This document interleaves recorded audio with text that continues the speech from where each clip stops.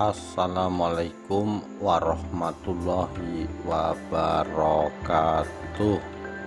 Rahayu Rahayu Sagung Dumadi.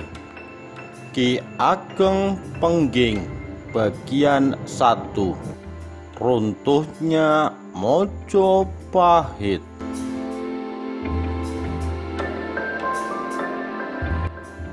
Setelah kehancuran Mojopahit pada tahun 1478 Masehi, maka berakhir pula kejayaan Mojopahit. Berakhirnya masa kejayaan Mojopahit ini bukanlah saat diperintah oleh Prabu Brawijaya VII seperti yang banyak diberitakan selama ini, namun saat di bawah pemerintahan Prabu Brawijaya V atau Prabu Brawijaya Pamungkas. Dalam masa pemerintahan beliau dibantu oleh saudaranya, yaitu Raden Purwawisesa sebagai Mahapatih pada tahun 1456 sampai 1466, yang lantas digantikan oleh Raden Pandan Salas atau Bre Pandan Salas tahun 1466 sampai 1473. Pada masa pemerintahan Raden Kertabumi inilah Mojopahit diserang oleh pasukan Demak Bintoro, diperingati dengan Surya Sangkala, sirna ilang kertaneng bumi. Semenjak kehancurannya, Mojopahit harus tunduk kepada Demak Bintoro. Mojopahit menjadi negara kecil, bagian dari Demak Bintoro.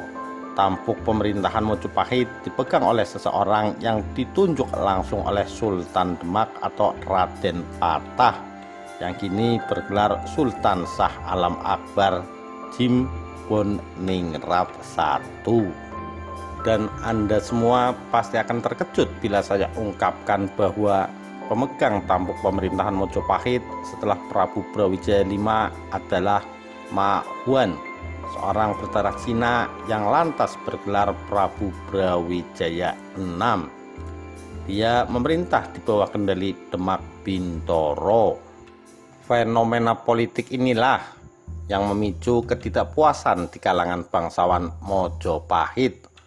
Para bangsawan yang sudah terkoyak-moyak harga dirinya setelah penyerangan Demak Bintoro kini harus kembali menelan pil pahit dengan dikukuhkannya Prabu Brawijaya VI yang nyata-nyata bukan keturunan Mojopahit, bahkan berdarah Cina.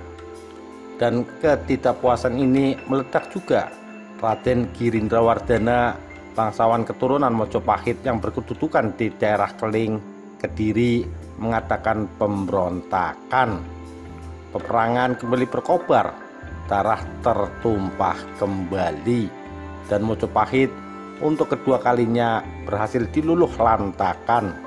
Raden Girindrawardhana yang banyak mendapat dukungan dari gerilyawan sia-sia Laskar Mojopahit lama berhasil menjebol Mojopahit baru Boneka Demak Bintoro. Prabu Brawijaya VI atau Ma Huan tewas. Tahta Mojopahit berhasil dikuasai oleh Raden Girindrawardhana. Dia memboyong segala tanda kebesaran Mojopahit dari Trowulan ke Keling, Kediri. Di sana dia mengukuhkan diri sebagai Prabu Brawijaya VII dan memaklumatkan bahwa Mojopahit yang berkedudukan di Kediri sekarang telah bebas dari dominasi Demak Bintoro. Mendengar kabar tersebut, pemerintahan Demak Bintoro tidak tinggal diam. Pasukan dalam jumlah besar dikirim ke Kediri. Peperangan kembali pecah, dan lagi darah berbanjiran bumi pertiwi. Pasukan Demak yang dipimpin langsung oleh Sunan Kudus ini mendapat perlawanan dahsyat. Kediri sulit ditaklukkan. Begitu sulitnya menjebol Kediri, mengingatkan penyerangan Demak ke Trowulan kala itu. Namun perlahan pasukan Kediri berhasil ditundukkan. Prabu Brawijaya VII atau Raden Girindrawardhana gugur di medan laga. Hal inilah yang diekspos besar-besaran oleh kaum putihan, sehingga muncul pendapat bahwa Demak bukannya menghancurkan Mojopahit, namun menyerang Raden Girindrawardhana yang lebih dahulu menghancurkan Mojopahit. Padahal faktanya baik penyerangan kepada Prabu Brawijaya V maupun Raden Girindrawardhana semuanya dilakukan oleh pasukan Demak Bintoro. Mojopahit kembali di bawah kendali Demak Bintoro dan diangkatlah pejabat baru sebagai raja bawahan yang memegang tampuk pemerintahan Mojopahit dengan gelar Prabu Brawijaya VIII. Mojopahit semakin suram, pamornya semakin redup. Masyarakat Jawa sudah tidak lagi memandang Mojopahit boneka ini, dan pada pemerintahan Prabu Brawijaya ke-9 Mojopahit benar-benar kolaps. Pada akhirnya Mojopahit lantas masuk wilayah kekuasaan Kadipaten Terung Sidoarjo. Demikian kisah runtuhnya Mojopahit. Kita nantikan kelanjutan kisahnya di bagian berikutnya. Sekian, terima kasih. Wassalamualaikum warahmatullahi wabarakatuh. Rahayu, Rahayu Sagung Dumadi.